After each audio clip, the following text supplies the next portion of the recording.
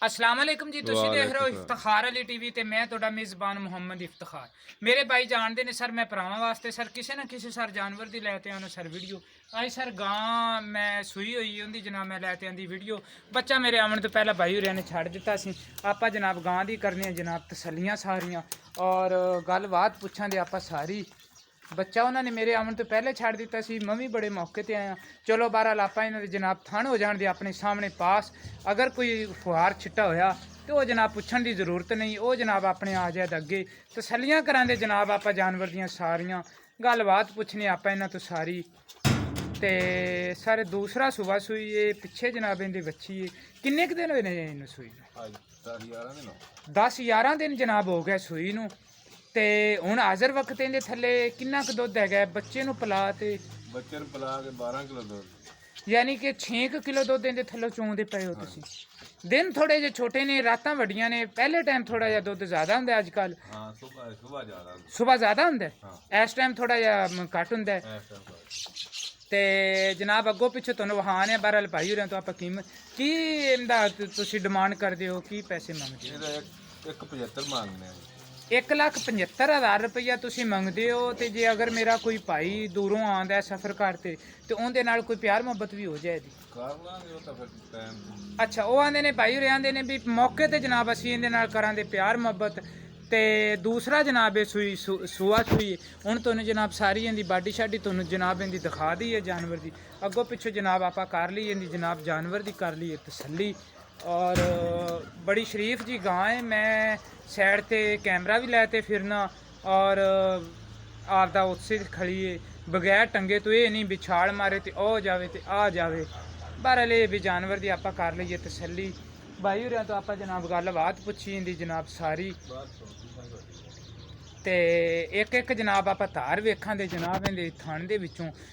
मरवावां दे आपां भी अगर इहदे च कोई छिट्टा आंदा है कोई फुहार आंदा है वो होवे जनाब अपनियां नज़रां दे सामने दुध जनाब इहदा दो टाइमां दा हैगा सर इहदे थल्ले 12 लीटर दुध है जनाब ते मेरी लोकेशन हैगी है ज़िला पाकपतन तहसील आरफवाला और इस टाइम सर मैं 50 SP दे नाल जनाब एक छोटी जी आबादी रुकन दी इंदे जनाब मैं पिंड ते खड़ा ते मलतान दे पीर शाह रुकने आलम उन्हां दा सर रकबा सी ते उन्हां दे नां दे ये चक हैगा चक रुकन दी ते मैं उम्मीद रखां दा भी मेरी अज वाली ये वीडियो जनाब तुहानूं आवे दी पसंद सर तुहानूं पसंद आवे तुसीं लाइक भी करने शेयर भी करने और इफ्तिखार अली टीवी नूं सर तुसीं सबसक्राइब भी करने ते तुसीं मेरे नाल राबता कर सकदे जी 0318 065 8391 एक एक तार पहला ना तुसीं सानूं एक एक थण तो मार ते विखा देआं जी ए जनाब गावां दी ओह आदत हुंदी है किहड़ा इन्हां ने जनाब आपदा चोवण लग्गे इन्हां ने थोड़ा जिहा पेशाब इन्हां ने करना हुंदा है ये अक्सर ही गावां दी आदत हुंदी बहरहाल जनाब आपां जानवर दी करने तसल्ली सारी ते अगाड़ी थोड़ी जिही ज़्यादा होनी पिछाड़ी घट होनी थोड़ा जिहा खामोशी नाल आपां जनाब इंदी लईए ये दूसरा थान दी मार तीसरा थान दी चौथा थान ते आपदा नंबर भी बोल दो 0343 69 050 सादा जिहा भाई होरें कोल मोबाइल है कोई WhatsApp ईमो वाला कोई है जा इन्हां दा नहीं हैगा तुसीं डायरैक्ट कॉल कर सकदे जी मैनू भी कॉल कर सकदे जी 0318 065 8391 इस नंबर ते जनाब मेरे WhatsApp भी चलदी ईमो भी चलदी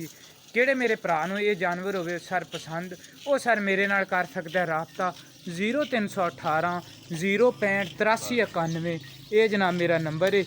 तो मैं उम्मीद रखां दा भी मेरी सारे वीडियो आवे दी तुहानूं पसंद सर तुहानूं पसंद आवे तुसीं इनूं लाइक भी करना इनूं शेयर भी करना और इफ्तिखार अली टीवी नूं सर तुसीं सबसक्राइब भी करना इंशाल्लाह मिलांगे अगली वीडियो च